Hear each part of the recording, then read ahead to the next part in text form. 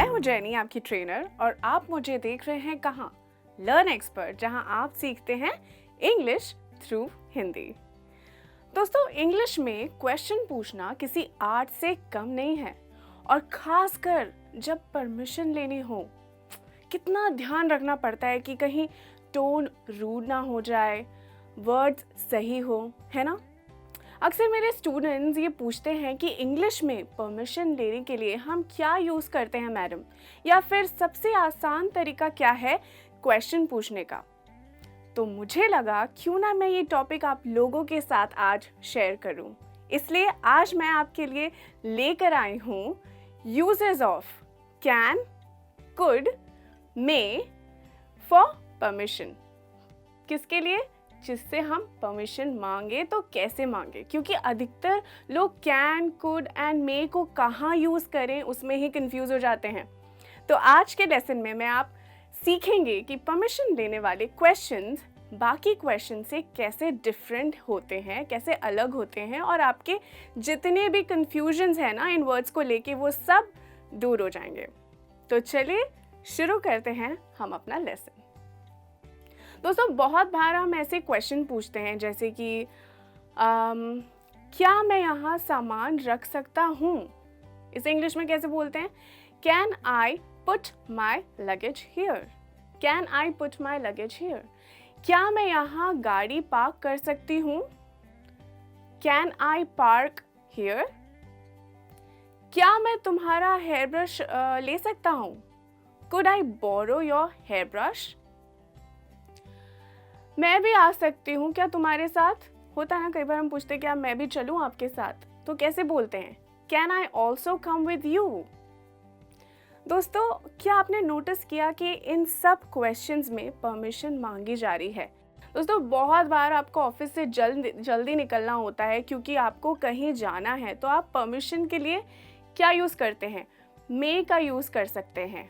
मे ज़्यादातर फॉर्मल जगहों पर यूज़ किया जाता है, जैसे कि मुझे शाम को डॉक्टर के पास जाना है, क्या मैं जल्दी निकल सकता हूँ, या मैं क्या जल्दी जा सकता हूँ? I have to see doctor today, may I leave from work early? दोस्तों, can I, could I and may I, इन सब का मतलब एक ही होता है। आप इनमें से जो चाहे यूज़ कर सकते हैं, लेकिन मे सबसे ज़्यादा फॉर्मल होता है, जैसे मैंने आपको बताया। कैन सबसे ज़्यादा इनफॉर्मल होता है। कुड काफ़ी ज़्यादा पोलाइट साउंड करता है। ठीक है, समझ में आ गया आपको तीनों के छोटे छोटे डिफरेंसेस। दोस्तों, ओल्ड ग्रामर में मे आई का यूज़ ज़्यादा होता था परमिशन लेने के लिए, लेकिन आजकल इंग्लिश स्पीकर्स कैन आई का यूज़ ज़्यादा करते हैं। दोस्तों, कुछ पर्टिकुलर सिचुएशंस में हम मे आई का यूज़ कर सकते हैं, वहाँ हम कैन आई यूज़ नहीं करेंगे।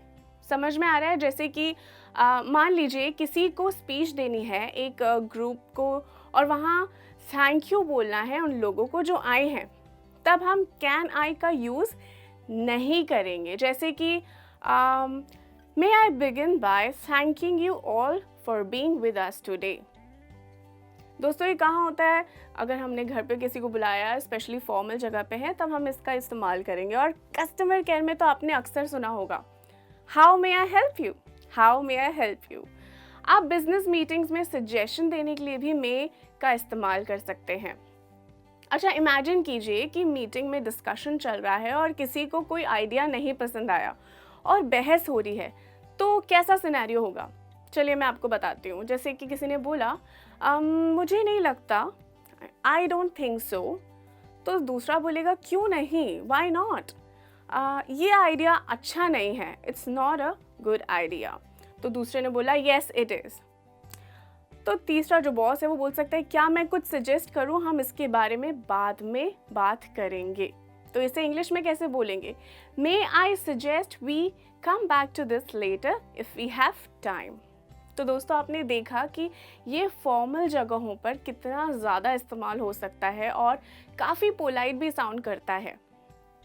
तो चलिए अब कुछ कैन आई और कुड आई का यूज़ करते हैं और एग्जाम्पल्स देखते हैं। Could you speak to me for a moment? Could you speak to me for a moment? क्या तुम 1 मिनट के लिए बात कर सकते हो? Can you help me with this, can you help me with this, क्या तुम इसमें मेरी मदद कर सकते हो।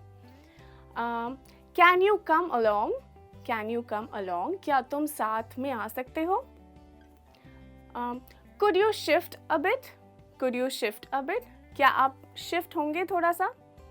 दोस्तों ये सारे सेंटेंसेस हम रोज़ इस्तेमाल करते हैं, बट कितना अच्छा लगता है अगर आप इस तरह से बोले तो ये थी क्वेश्चंस पूछने की बात। लेकिन अगर आपसे कोई क्वेश्चन पूछे या परमिशन मांगे तो आप रिस्पॉन्ड कैसे करेंगे।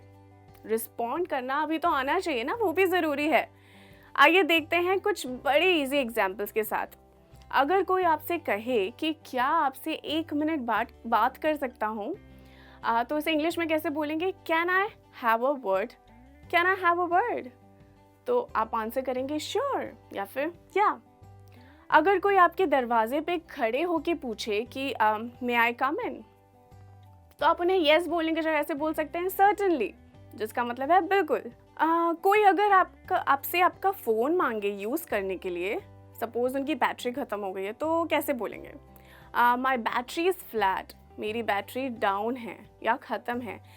Can I use your phone, can I use your phone, तो आप बोल सकते हैं यस ऑफ कोर्स। तो सामने वाले बोलेगा थैंक यू, तो बोलेंगे यू मोस्ट वेलकम। अगर कोई आपसे कोई चीज़ मांगे तो क्या बोलेगा, कुड आई बोरो दीज, तो आंसर कर सकते हैं या श्योर या फिर या ओके। मे आई सर्व टी नाउ, तो आप आंसर दे सकते हैं यस श्योर प्लीज़। क्या मैं भी ले सकती हूँ कुछ, या तो कुछ समझ लीजिए टेबल पे पड़ा है और आप लेना चाहते हैं, तो आप इंग्लिश में कैसे बोलेंगे, may I have some to, तो आंसर आ सकता है यस हेल्प योरसेल्फ। दोस्तों आपने रिप्लाई सुने, सबका मतलब यस है और सारे रिप्लाई पोलाइट हैं, लेकिन हमने बहुत अलग तरीके से जवाब दिया। सिर्फ सर्टेनली और प्लीज़ डू फॉर्मल हैं थोड़े से। दोस्तों अगर आपने नोटिस किया होगा कि हेल्प योरसेल्फ भी थोड़ा डिफरेंट था। हम इसे तब बोलते हैं जब किसी को ये बोलना हो कि खाना ले लीजिए या चाय ले लीजिए या फिर जो भी चीज़ रखी है आप प्लीज़ अपने आप ले सकते हैं। ठीक है दोस्तों, तो कंफ्यूज मत होइए, ये भी बहुत पोलाइट तरीका है जवाब देने का। वेल दोस्तों आज का लेसन यहीं ख़त्म होता है। होप आपको अब अच्छे से क्लैरिटी मिल गई है कि हम कैन, कुड और मे का इस्तेमाल कहाँ और कैसे कर सकते हैं और ये परमिशन लेने के लिए इस्तेमाल किए जाते हैं। तो दोस्तों आज का लेसन पसंद आया होगा तो इसे लाइक और शेयर ज़रूर कीजिएगा, और हाँ हमें कमेंट बॉक्स में ज़रूर लिखिए, बताइएगा कि आपको ये कैसा लगा। अगर आपने चैनल सब्सक्राइब नहीं किया तो जल्दी से कर दीजिए, और हाँ बेल आइकन प्रेस करना भी मत भूलिएगा, जिससे आपको हमारे सारे आने वाले वीडियो की जानकारी मिलनी तुरंत शुरू हो जाएगी। तो दोस्तों thank you so much for watching this video. मैं जल्द मिलूंगी एक नए इंटरेस्टिंग लेसन के साथ। तब तक के लिए keep practising, keep smiling, take care, bye.